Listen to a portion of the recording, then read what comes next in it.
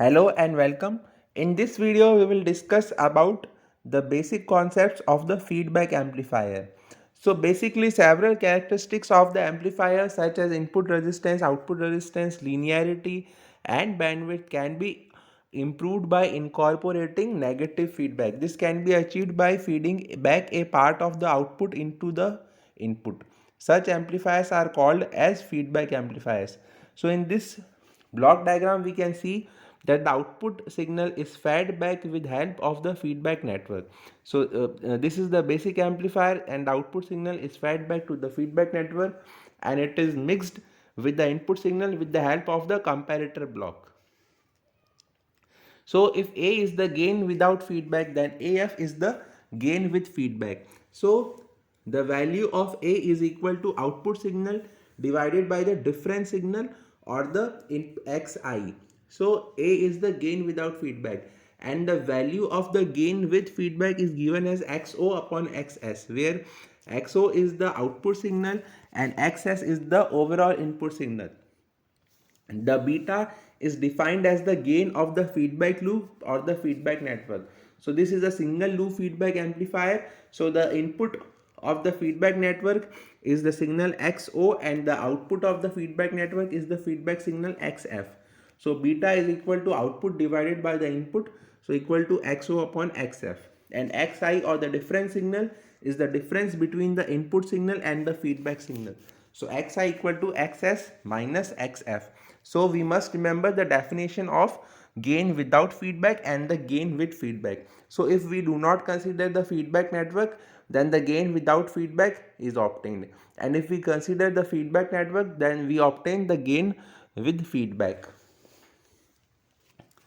So as we have already studied or that in amplifiers the positive feedback occurs when a fraction of the output signal is fed back to the input in phase with the input signal. So here we can see that the value of the feedback gain with feedback is given as A upon 1 plus A beta. So if 1 plus A beta is more than 1, then the feedback is termed as negative because AF will be less than A. But if 1 plus A beta is less than 1, then AF will be greater than A. That is, the gain with feedback will be more than the gain without feedback. So that feedback is termed as positive. So the negative feedback occurs when the fraction of the output signal that is fed back is out of phase with the input signal. So this reduces the gain, but it increases the bandwidth and it also reduces the distortion. So we prefer the negative feedback because it reduces the distortion.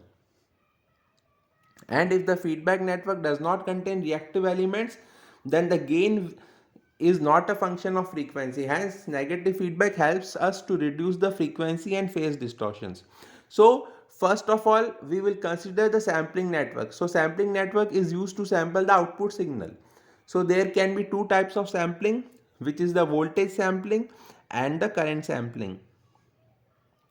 So we will discuss both of these sampling one by one, and sampling only means to sample the output signal and it is given as the input of the feedback network. So in the voltage sampling what we do is the feedback network is connected in parallel with the output terminals. So we can see that in the voltage sampler the feedback network is connected in parallel. So we have taken a fraction of the output voltage as the feedback. So this is called as voltage sampling.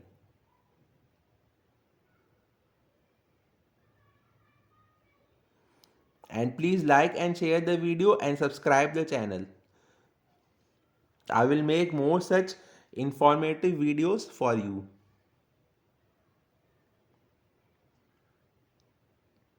So in current sampling, the feedback network is connected in series with the output terminals. So we all know that the for current to remain same, it has to be connected in series. So that is why in current sampling, we connect the feedback network in series with the output terminals to sample a part of the output current. So the output current is being sampled here.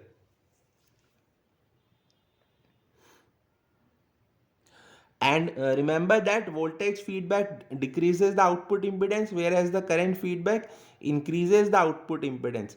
This is a very important point to remember, that the voltage feedback will always decrease the output impedance, whereas the current feedback will always increase the output impedance. So now we consider the mixer network. So the mixer network is used to mix the feedback signal with the input signal. So it combines the source signal with the feedback signal. So depending upon the nature of the signal source and the feedback signal, we will have two types of mixing. So series mixing and the shunt mixing. So we can mix only voltage with voltage, and we can mix only current with current. We cannot mix current with voltage, and we cannot mix voltage with current. This is a very important thing to remember. So the mixer network will help to mix the signals. So when the source and the feedback signals are both voltages, then series mixing is used. So we can see that in the source network we have a voltage source, and RS is the resistance of the voltage source, and we are using the series mixing. So we are mixing feedback voltage in with the input voltage. So Vf is the feedback voltage and Vs is the input voltage, and Vi is the input voltage of the amplifier. So Vi is obtained by mixing Vs and Vf. And in shunt mixing we can see that source and the feedback signals are both currents. So shunt mixing is used. So we have a current signal whose value is Is. The value of the current is Is. The feedback signal is also current. Its value is If, and Ii is the input current of the amplifier. It is obtained by mixing Is and If. So Is is the input signal, If is the feedback signal, and Ii is obtained by mixing Is and If, the source and the feedback signal. So remember that the series feedback will increase the input resistance or input impedance, whereas the shunt feedback will always decrease the input resistance or the input impedance.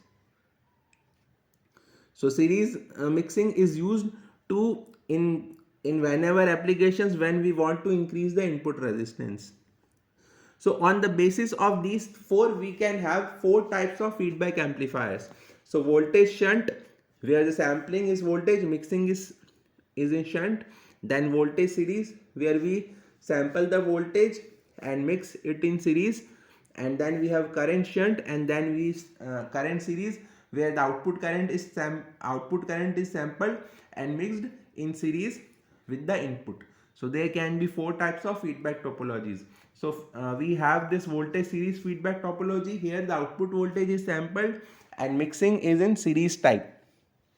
So A is V0 upon Vi, it is the gain without feedback, and AF is equal to V0 upon Vs, it is the closed loop voltage gain. So here we are having a voltage gain, that is why the amplifier that we have used is also a voltage amplifier. So the voltage feedback will decrease the output impedance, and the series feedback will increase the input resistance. So overall there will be decrease of the output impedance and increase of the input impedance. This is the effect of the voltage series feedback, and we are using the voltage amplifier here. So we are obtaining a voltage gain in this feedback loop. Then we have the voltage shunt feedback. So here the output voltage is sampled and the mixing is of shunt type. So in feedback network we can see that the input of the feedback network is VO and its output is IF. So here the gain without feedback equal to V0 upon II, which is equal to Rm, that is the resistance, and the gain with feedback equal to V0 upon Is, that is equal to RMF, because voltage upon current is resistance. So it is called as closed loop trans resistance, or it is also called as trans resistance with feedback. AF is called as trans resistance with feedback, and IF equal to beta V0, where beta is the gain of the feedback network. So here we are obtaining trans resistance, that is why in voltage shunt feedback we are using the trans resistance amplifier. And as we have already discussed that the voltage feedback decreases the output impedance, whereas the shunt feedback connections decrease the input resistance. In the current shunt feedback amplifier, we will have the output current being sampled and the mixing is of shunt type. So the gain with feedback will be equal to I naught upon Is. So that is why we have a closed loop current gain or simply the current gain. That is why we are using a current amplifier here. So it is current shunt topology. So current feedback tends to increase the output impedance and the shunt feedback tends to decrease the input resistance. So this will be the effect of using the current shunt feedback topology. And finally, we have the current series feedback amplifier. So here we can see that the input of the feedback network is I naught and its output is Vf. And the transconductance amplifier is used here. So the gain with feedback will be equal to I naught upon Vs. So we have a transconductance here because the gain without feedback is equal to I naught upon Vi and the gain with feedback equal to I naught upon Vs. So we are having a transconductance here or the closed loop transconductance. That is why the transconductance amplifier is used here and it is a current series feedback. So current feedback increases the output impedance and series feedback increases the input impedance. So both the output impedance and the input impedance will be increased by a factor of 1 plus A beta. Thank you. Please like and share the video and subscribe the channel. This is the basic concepts of the feedback network, feedback amplifier. Thank you and best of luck for exams.